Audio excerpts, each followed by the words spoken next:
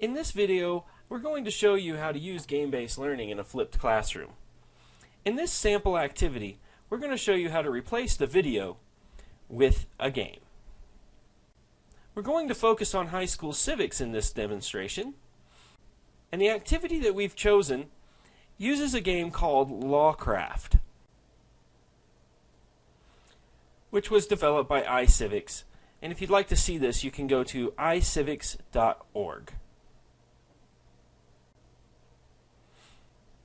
So first of all, let's look at the standards that we're going to address with this activity.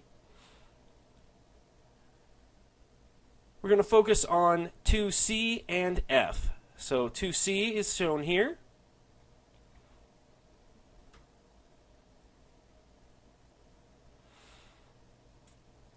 And 2F here.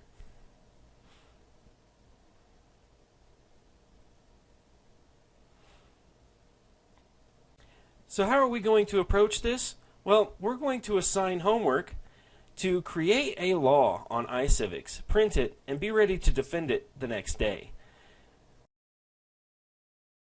So first of all, you get to create your character name.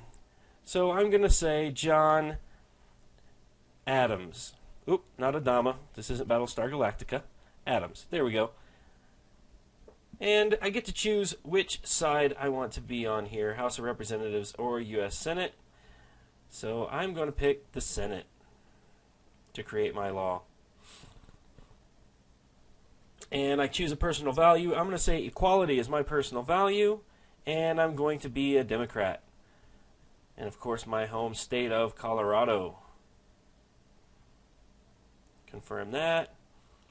Senator Adams.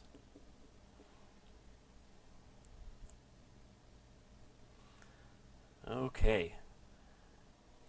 So now we get to pick a letter from one of our constituents and decide which one we want to do. So this first one is about natural disasters, and I think we're too worried about legalizing marijuana to worry about something as big as that in our state.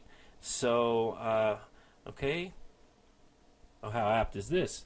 All that we want to drink is soda pop. No, we're going to pass on that.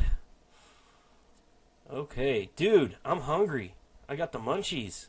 Yeah, that's for us. This is a Colorado one.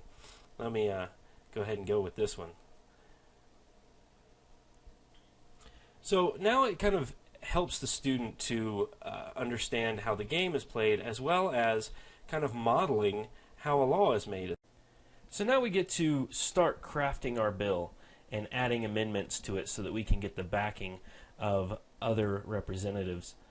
And I thought that this could also be something you could do in the class.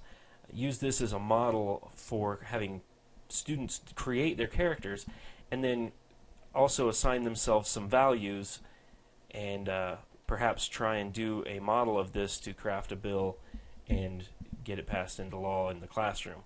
But this is a good first step to get them to understand the process.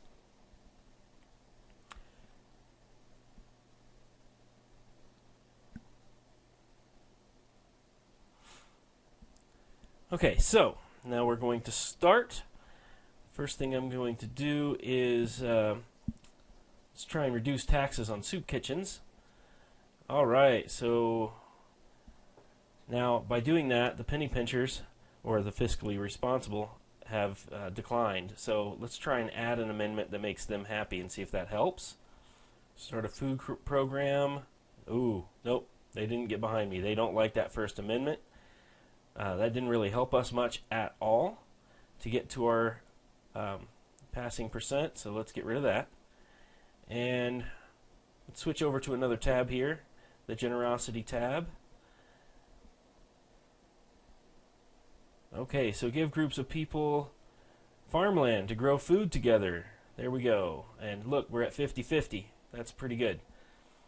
Equality is my value, so I'm going to, there we go, give money to public schools to provide free breakfast. And that brings us to 69%. Let's try and get this passed. So now it's going to ask us to negotiate with the House, since we're in the Senate, and make sure that they will also help it pass. And on each side there are requirements, and And of course, if you get a 2/3, you get a majority vote, and you can not be vetoed. Let's see if we can get this through without getting a veto. Alright, so it has a little 2/3 marker there to tell us that that amendment that we had about growing food together will help us get there. We have to have 2 from each side. So our Senate's done. And our House bill, already done because of the other things that we checked. So we have a veto override here. It's ready to be signed. Let's send it in for signing. Dude, I'm so hungry. Oh, President tries to veto. It doesn't stick.